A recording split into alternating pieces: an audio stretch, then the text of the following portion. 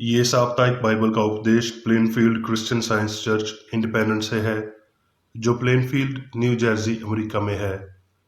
अधिक जानकारी के लिए कृपया हमारी वेबसाइट पर जाएं www.plainfieldcs.com। आपके अध्ययन के लिए ये पाठ रविवार 26 जुलाई 2020 के लिए है। विषय सत्य, स्वर्णपथ, भजन संहिता। हे यहोवा, तू निकट है और तेरी सब आज्ञाएं सत्य हैं। उत्तरदायी ध्यान, भजन संहिता। मेरी आंखें खोल दे कि मैं तेरी व्यवस्था की अद्भुत बातें देख सकूं। तब मैं तेरी व्यवस्था पर लगातार सदा सर्वदा चलता रहूंगा और मैं चौड़े स्थान में चला फिरा करूंगा, क्योंकि मैंने तेरे उपदेशों की सुधि रखी है। क्योंकि मैं तेरी चितावनियों की चर्चा राजाओं के सामने भी करूंगा और संकोच न करूंगा, क्योंकि मैं तेरी आज्ञाओं के कारण सुखी हूं और मैं इनसे प्रीति रखता हूं। तेरा सारा वचन सत्य ही है और तेरा एक एक धर्मीय नियम सदाकाल तक अटल है। पाठ उपदेश बाइबल में से यशाया। क्योंकि यहोवा जो आकाश का सृजनहार है वही परमेश्वर है। उसी ने पृथ्वी को रचा और बनाया, उसी ने उसको स्थिर भी किया। उसने उसे सुनसान रहने के लिए नहीं बल्कि बसने के लिए रचा है। वही कहता है, मैं यहोवा हूँ, मेरे सिवा दूसरा और कोई नहीं है। मैंने ना किसी गुप्त स्थान में, ना अंधकार देश के किसी स्थान में बातें की। मैंने याकूब के वंश से नहीं कहा, मुझे व्यर्थ में ढूंढो। मैं यहोवा सत्य ही कहता हूँ, मैं उचित बातें ही बताता आया हूँ। नीति वचन। ईश्वर का एक एक वचन ताया हुआ है, वो अपने शरण आगतों की ढाल ठहरा है। राजा। अराम का राजा इसराइल से युद्ध कर रहा था और सिमती करके अपने कर्मचारियों से कहा कि उम्मक स्थान पर मेरी छावनी होगी। तब परमेश्वर के भक्त ने इसराइल के राजा के पास कहला भेजा कि चौकसी कर और उम्मक स्थान से होकर न जाना, क्योंकि वहां अरामी चढ़ाई करने वाले हैं। तब इसराइल के राजा ने उस स्थान को, जिसकी चर्चा करके परमेश्वर के भक्त ने उसे चिताया था, भेजकर अपनी रक्षा की। और उस प्रकार एक दो बार नहीं वरन बहुत बार हुआ। इस कारण अराम के राजा का मन बहुत घबरा गया। सो उसने अपने कर्मचारियों को बुलाकर उनसे पूछा, क्या तुम मुझे ना बताओगे कि हम में से कौन इसराइल के राजा की ओर का है? उसके एक कर्मचारी ने कहा, हे मेरे प्रभु, हे राजा, ऐसा नहीं है। अलीशा जो इसराइल में भविष्य अद्विकता है, वो इसराइल के राजा को वो बातें भी बताया करता है जो तू शय्यान की कोठड़ी में बोलता है। राजा ने कहा, जाकर देखो कि वो कहाँ है, तब मैं भेजकर उसे पकड़वा मंगवाऊंगा। और उसको ये समाचार मिला कि वो दोतान में है। तब उसने वहां घोड़ों और रथों समेत एक भारी दल भेजा और उन्होंने रात को आकर नगर को घेर लिया। भोर को परमेश्वर के भक्त का टहलुआ उठा और निकलकर क्या देखता है कि घोड़ों और रथों समेत एक दल नगर को घेरे हुए पड़ा है। और उसके एक सेवक ने उससे कहा, हाय मेरे स्वामी, हम क्या करें? उसने कहा, मत डर, क्योंकि जो हमारी ओर हैं वो उनसे अधिक हैं जो उनकी ओर हैं। तब अलीशा ने ये प्रार्थना की, हे यहोवा, इसकी आंखें खोल दे कि ये देख सके। तब यहोवा ने सेवक की आंखें खोल दी, और जब वो देख सका तो क्या देखा कि अलीशा के चारों ओर का पहाड़ अग्नि में घोड़ों और रथों से भरा हुआ है। भजन संहिता। हे मेरे परमेश्वर, मैंने तुझी पर भरोसा रखा है, मुझे लज्जित होने न दे। मेरे शत्रु मुझ पर जय जयकार करने न पाए। हे यहोवा, अपने मार्ग मुझे दिखला, अपना पथ मुझे बता दे। मुझे अपने सत्य पर चला और शिक्षा दे, क्योंकि तू मेरा उद्धार करने वाला परमेश्वर है। मैं दिन भर तेरी ही बात जोहता रहता हूँ। यहोवा के भेद को वही जानते हैं जो उससे डरते हैं, और वो अपनी वचा उन पर प्रगट करेगा। मेरी आंखें सदा यहोवा पर टिकटिकी लगाए रखती हैं, क्योंकि वही मेरे पांव को जाल में से छुड़ाएगा। यूहन्ना। यीशु ने कहा, वो समय आता है, वरन अब भी है, जिसमें सच्चे भक्त पिता का भजन आत्मा और सच्चाई से करेंगे, क्योंकि पिता अपने लिए ऐसे ही भजन करने वालों को ढूंढता है। परमेश्वर आत्मा है और अवश्य है कि उसके भजन करने वाले आत्मा और सच्चाई से भजन करें। यूहन्ना। तब यीशु ने उन यहूदियों को जिन्होंने उसकी प्रतीति की थी कहा, यदि तुम मेरे वचन में बने रहोगे तो सचमुच मेरे चेले ठहरोगे और सत्य को जानोगे और सत्य तुम्हें स्वतंत्र करेगा। यूहन्ना। हे मेरे बालकों, यदि हम उसकी आज्ञाओं को मानेंगे तो इससे हम जान लेंगे कि हम उसे जान गए हैं। जो कोई ये कहता है कि मैं उसे जान गया हूं और उसकी आज्ञाओं को नहीं मानता, वो झूठा है और उसमें सत्य नहीं। पर जो कोई उसके वचन पर चला, उसमें सचमुच परमेश्वर का प्रेम सिद्ध हुआ है। जो कोई ये कहता है कि मैं उसमें बना रहता हूं, उसे चाहिए कि आप भी वैसा ही चले जैसा वो चलता था। मैंने तुम्हें इसलिए नहीं लिखा कि तुम सत्य को नहीं जानते, पर इसलिए कि उसे जानते हो, और इसलिए कि कोई झूठ सत्य की ओर से नहीं। झूठा कौन है? केवल वो जो यीशु के मसीह होने का इनकार करता है, और मसीह का विरोधी वही है जो पिता का और पुत्र का इनकार करता है। मैंने ये बातें तुम्हें उनके विषय में लिखी हैं जो तुम्हें भरमाते हैं, और तुम्हारा वो अभिषेक जो उसकी ओर से किया गया तुम्हें बना रहता है, और तुम्हें इसका प्रवचन नहीं कि कोई तुम्हें सिखाए, वरन वो अभिषेक जो उसकी ओर से किया गया तुम्हें ये सब बातें सिखाता है, और ये सच्चा है और झूठा नहीं। और जैसा उसने तुम्हें सिखाया है वैसे ही तुम उसमें बने रहते हो। करंथियों।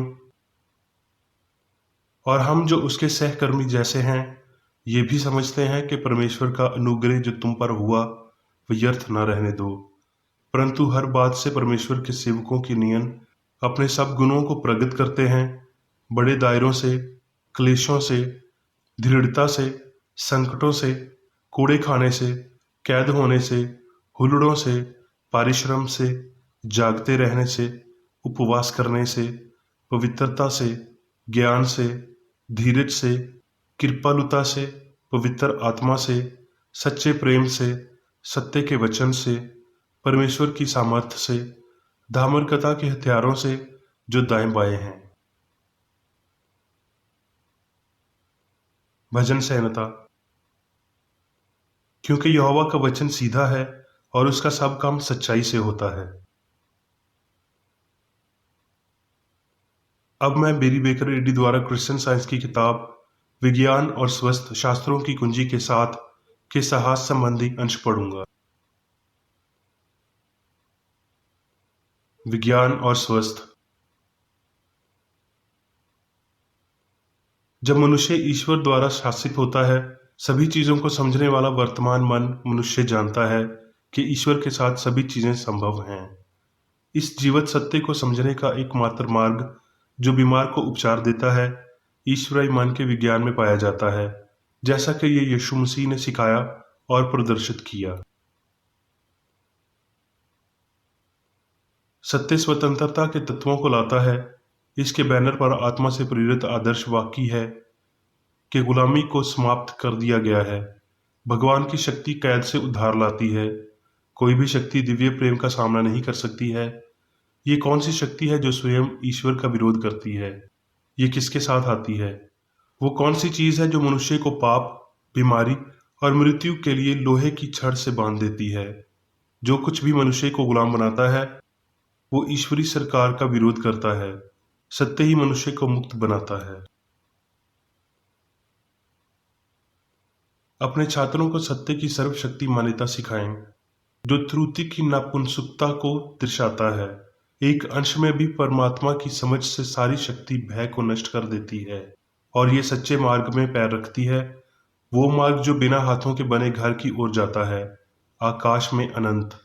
मानव घृणा का कोई वेद जाना देश नहीं है और ना ही कोई राज्य है। प्रेम में उत्साह होता है। उस बुराई या पदार्थ में ना तो बुद्धिमता है और ना ही शक्ति।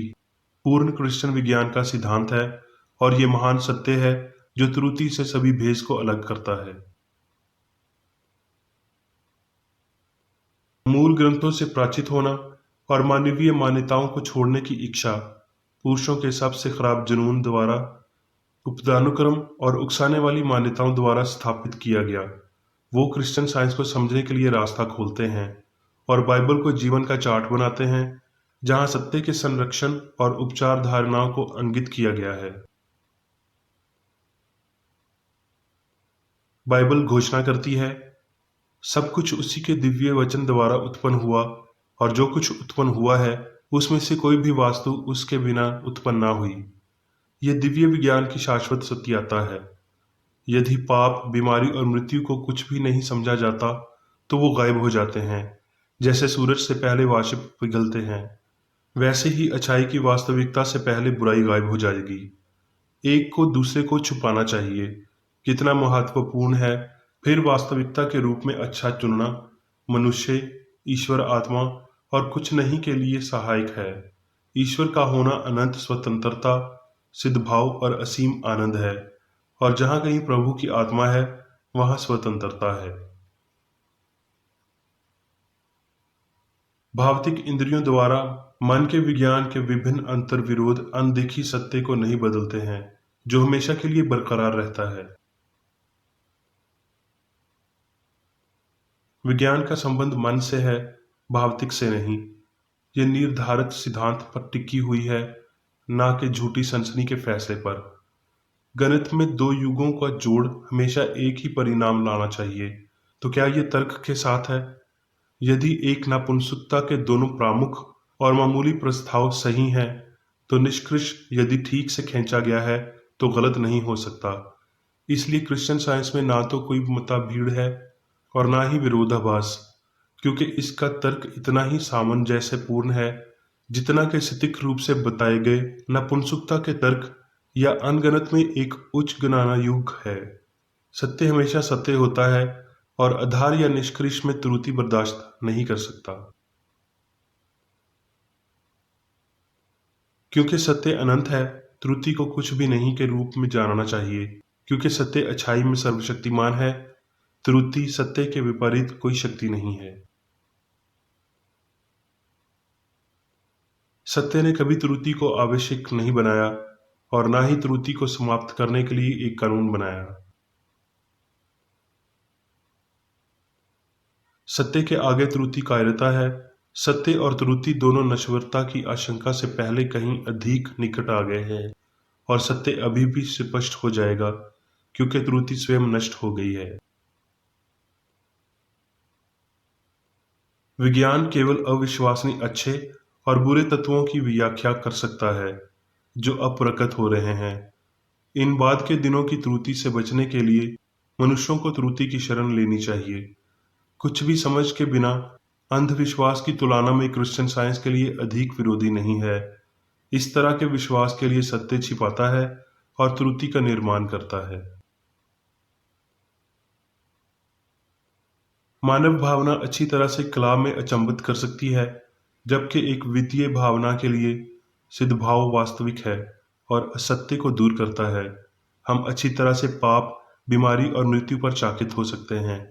हम अच्छी तरह से मानव भय पर हैरान हो सकते हैं, फिर भी गिरने से अधिक ताकत जो अपने सर को उठाता है, बुराई के कई आविष्कारों में अपने सींग दिखाता है। लेकिन हमें कुछ भी ना करने के लिए क्यों खड़ा होना चाहिए? महान लाल अजगर एक झूठ का प्रतीक है। ये विश्वास के पदार्थ, जीवन और बुद्धि भौतिक हो सकती है। नश्वर मन पदार्थ में संवेदना के आधार कार्य करना पशु चुंबकत्व है, लेकिन ये तथाकथित दिमाग जिसमें से सभी बुराई आती है खुद को विरोधाभास करती है और अनंत विज्ञान में व्यक्त किए गए शाश्वत सत्य या दिव्य मन को उपजना चाहिए। शाश्वत सत्य को नष्ट कर देता है जो लगता है कि मनुष्यों ने त्रुटि से सीखा है, और भगवान के बच्चे के रूप में मनुष्य का वास्तविक अस्तित्व प्रकाश में आता है। सत्य का प्रदर्शन शाश्वत जीवन है। नश्वर मनुष्य कभी भी त्रुटि, पाप, बीमारी और मृत्यु में विश्वास की लायौकिक दुर्बलता से नहीं उठ सकता जब तक वो ये ना जान ले कि ईश्वर ही एकमात्र जीवन है। ये विश्वास के जीवन और संवेदना शरीर में है। मनुष्य को ईश्वर की छवि के रूप में समझने की समझ से दूर होना चाहिए। तब आत्मा ने देह पर काबू पा लिया होगा। सत्य आध्यात्मिकता की शांत मजबूत धाराएं, जिनमें से अभिव्यक्तियां स्वस्थ पवित्रता और आत्म विनाश हैं, मानव अनुभव को गहरा करना चाहिए। जब तक कि भौतिक अस्तित्व की मान्यताओं को एक गंजेपन के रूप में नहीं देखा जाता और पाप, बीमारी और मृत्यु ईश्वरी आत्मा के वैज्ञानिक प्रदर्शन और परमेश्वर के आध्यात्मिक सिद्ध इंसान को हमेशा के लिए जगह देते हैं। प्रेम की उत्तम अवधारणाओं के माध्यम से हमें धार्मिकता, शांति और पवित्रता की ओर अग्रसर होने में मदद मिलती है, जो विज्ञान के स्थल हैं। सत्य के अनंत कार्यों को निहारते हुए हम विराम देते हैं, भगवान की प्रतीक्षा करें। तब हम आगे की ओर बढ़ते हैं, जब तक कि असीम विचार चलता नहीं है और गर्भाधान से परिभाषित देवी महिमा तक पहुंचने के लिए पंख लगे हुए हैं। अब मैं मेरी विकिरेडी द्वारा चर्च मैनुअल में दिए गए 3 दैनिक कर्तव्यों को पढ़ूंगा।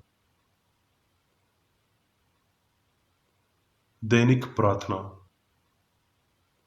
प्रत्येक दिन प्रार्थना करने के लिए इस चर्च के प्रत्येक सदस्य का कर्तव्य होगा, तुम्हारा राज्य आए, ईश्वरी सत्य, जीवन और प्रेम के शासन को मुझ में स्थापित कर और मुझ पर शासन कर, और तेरा वचन सभी मनुष्यों के स्नेह को समृद्ध कर सकता है और उन पर शासन कर।